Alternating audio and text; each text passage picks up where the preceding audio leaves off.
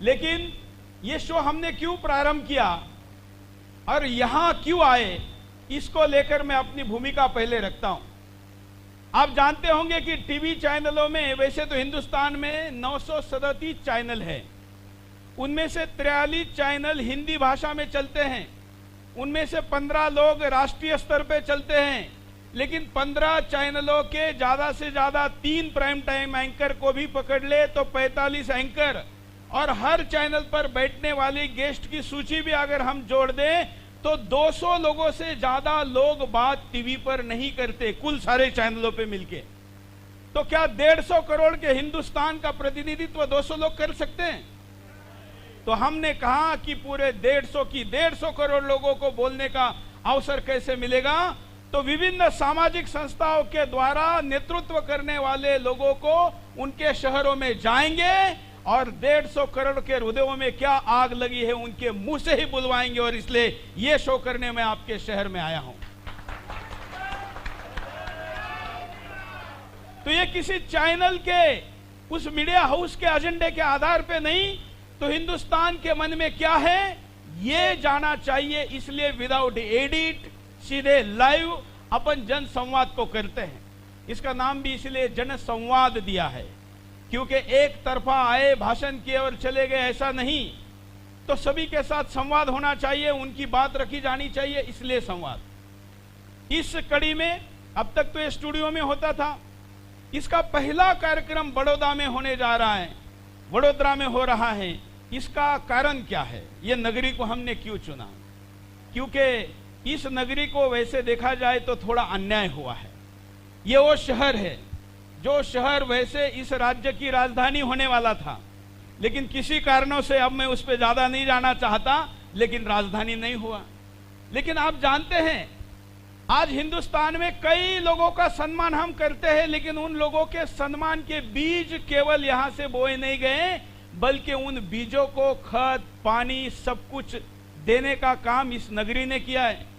हम सब स्वामी विवेकानंद जी का नाम लेते हैं, लेकिन स्वामी विवेकानंद जी को विदेश भेजने के लिए पूरी योजना बनाकर खर्चा करने वाला शहर और राजा कौन थे?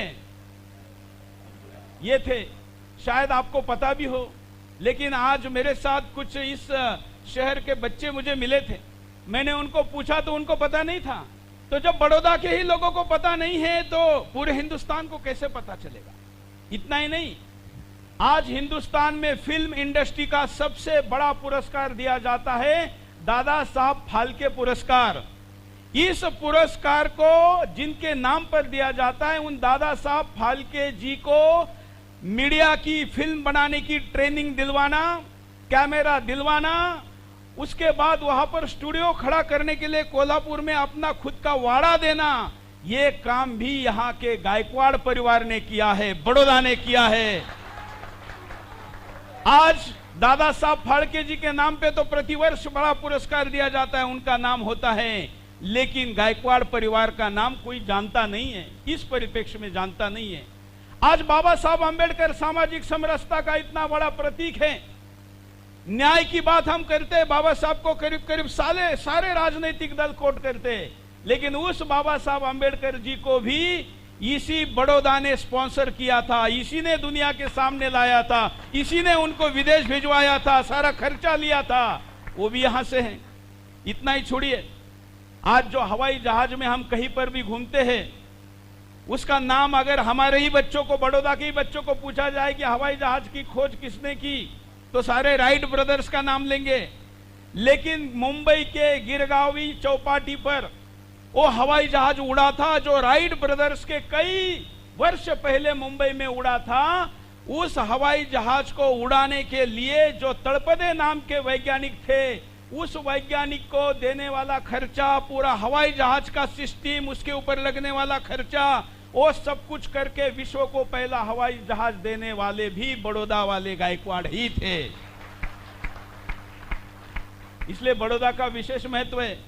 इतना ही नहीं, हिंदुस्तान में ब्रिटिश कंपनी का राज था, लेकिन ब्रिटिश संसद में हिंदुस्तान का कोई प्रतिनिधि नहीं था, और वहां तो लॉबिंग से सांसद बनते हैं, यहां तो लोकप्रियता के आधार पर सांसद बनते हैं, और इसलिए एक लोकप्रिय सांसद हमारे बीच में है।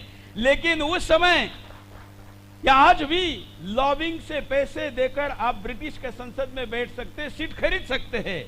तो अपने खुद के पैसे से अपने दीवान रहे व्यक्ति को, दादा भाई नौरोजी को, गायकवाड़ परिवार ने ब्रिटिश पार्लियामेंट में हिंदुस्तान का आवाज उठाने के लिए बिठाया। यह भी आज किसी को पता नहीं है। तो हमने कहा कि ये विभिन्न शहरों के अंदर के परिवारों का, वहां के संस्थानों का, जनता का ये योगदान है, ये लोगों तक जाना चाहिए। और उससे भी बड़ी बात ये कह के बड़ौदा के लिए आगे बढ़ता हूं, हम सब गौ प्रेमी हैं। सारे साधु संत तो है ही, जो सामने बैठे ये भी सब गौ प्रेमी हैं, सारे गौ प्रेमी हैं।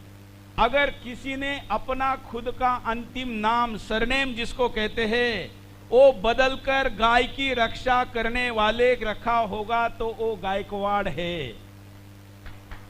उनका असली नाम तो म्हात्रे था, लेकिन वो गायकवाड़ किया गया। हम राजनीतिक परिप्रेक्ष्य में इन चीजों को आज नहीं देखें, हम अतीत और वहां से प्रेरणा लेने के लिए देखें। और इसलिए इस शहर से जहां विश्वा मैत्री बहती है, लेकिन आज एक बच्चा हमारे साथ हमको लेकर आ रहा था, मैंने कहा यह नदी कहाँ है, तो उसने कहा कि वो नाला बन गई है। ऐसा आज हमारा ये शहर, जिसको पुनः उभारा जा सकता है, जहां पर मुगलों का राज समाप्त किया गया, तो पुनः कभी भी मुगल, कभी भी कई शहरों में मुगल दोबारा गए, लेकिन बड़ौदा एक ऐसा सेंटर है जहां मुगल पराजित होने के बाद दोबारा कभी भी बड़ौदा पर वो राज कर नहीं पाए, और ये हमेशा अनकॉन्कर्ड रहा। और इसलिए ऐसे शहर से ऊर्जा लेते हैं।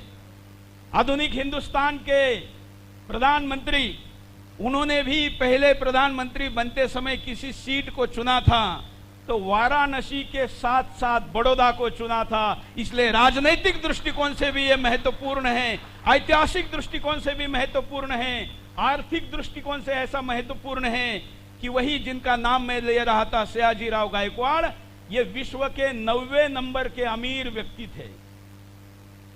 ये भी आर्थिक तौर पर यहां है। आज भी यहाँ का किसी का निजी निवास विश्व में सबसे बड़ा तो है ही, लेकिन ये नहीं बताया जाता कि गुजरात का सबसे बड़ा विश्वविद्यालय भी बड़ौदा में ही है। तो ये शिक्षा का भी केंद्र है, अर्थ का केंद्र है, सभी केंद्र है। तो हमने कहा गुजरात से शुरू होने वाली ये लड़ाई हम बड़ौदा से करेंगे। लेकिन हुआ क्या, मैंने वीडियो जारी करके कहा कि गुजरात आवी रही छू, ऐसा ही कहा था ना। और मैंने कहा कि लड़ाई का प्रारंभ करने आ रहा हूं, तो कुछ कठमुल्लों को लगा कि अरे ये कौन सी लड़ाई की बात कर रहा है, और उन्होंने विरोध करना शुरू किया कि यहां तो कोई लड़ाई चल नहीं रही है, सुरेश चौहान के आग लगाने आ रहे हैं, हम उनको यहां आने नहीं देंगे। हमने कहा बड़ौदा भी हिंदुस्तान का हिस्सा है, किसी की बाप की औकात नहीं है कि वो सुरेश चौहान को यहां आने से रोके। और आज हम इस शहर में हैं, जनसंसद चल रही है और पूरी चलेगी। शान से बात करेंगे, हिम्मत से बात करेंगे, करेंगे ना, हिम्मत से बात करेंगे, सत्य बोलेंगे, क्योंकि हम परिणामों का विचार करने वाले नहीं, हम परिणाम लाने वाले लोग हैं। और इसलिए परिणाम के लिए बात करेंगे और ये कार्यक्रम को आगे बढ़ाएंगे।